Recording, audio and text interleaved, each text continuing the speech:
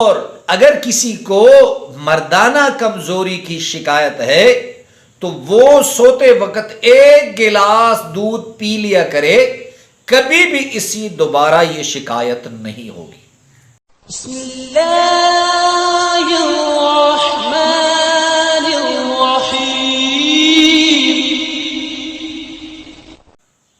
حضور نبی کریم صلی اللہ علیہ وسلم کے خادم خاص حضرت انس رضی اللہ عنہ فرماتے ہیں کہ اگر ایک چیز حضور نبی کریم صلی اللہ علیہ وسلم کو پسند نہ ہوتی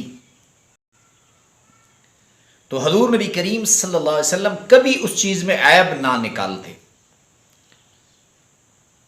اور خاموشی سے اپنے ہاتھ کھانے سے روک لیتے۔ اور دوسری بات یہ کہ حضور نبی کریم صلی اللہ علیہ وسلم اگر کسی چیز کو پسند فرماتے تو وہ دو وجہوں سے ہوتی، ایک اس کا ذائقہ اور ایک اس کے اندر طاقت۔ حضور نبی کریم صلی اللہ علیہ وسلم اور اہل عرب کھجور کو بہت شوق سے نوش فرماتے، اور آقا نبی کریم صلی اللہ علیہ وسلم کا فرمان مبارک ہے کہ جس نے 7 عجوہ کھجوریں کھا لی اس دن وہ زہر اور جادو اس پہ اس دن اثر نہیں کرے گا۔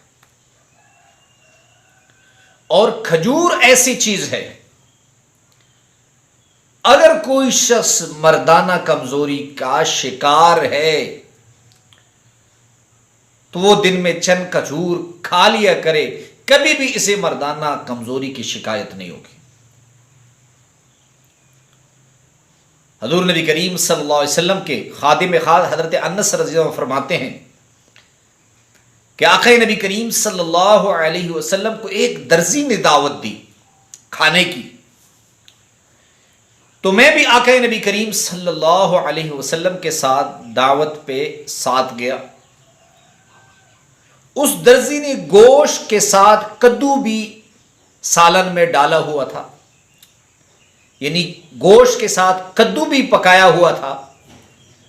تو حضرت انس رضی اللہ عنہ فرماتے ہیں کہ میں دیکھ رہا تھا کہ حضور نبی کریم صلی اللہ علیہ وسلم کدو کو تلاش کر کر کے کھا رہے تھے۔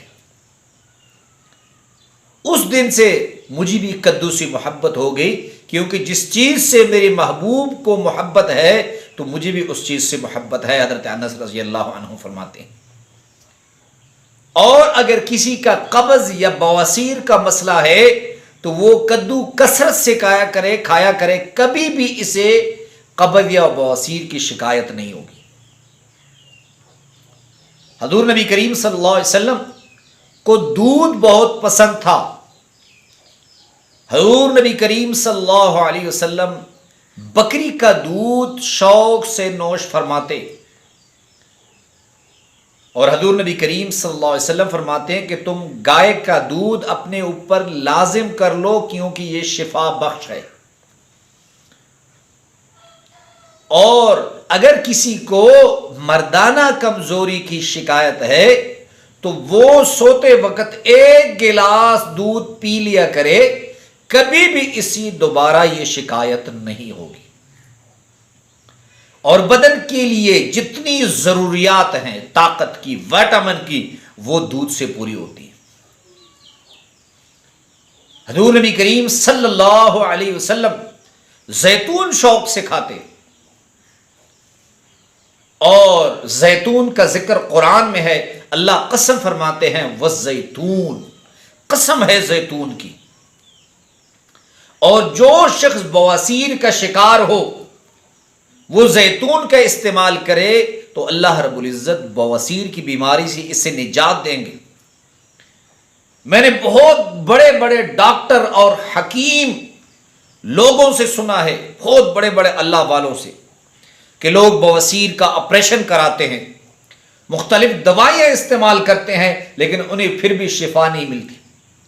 لیکن جو شخص زیتون کا کثرت سے استعمال کرے، اگر وہ زیادہ استعمال نہیں کر سکتا، کم از کم رات کو سوتے وقت ایک پیالے دودھ میں 11 قطرے زیتون کے ڈال لے تو کبھی بھی اسے قبض یا بواسیر کا سامنا نہیں کرنا پڑے گا۔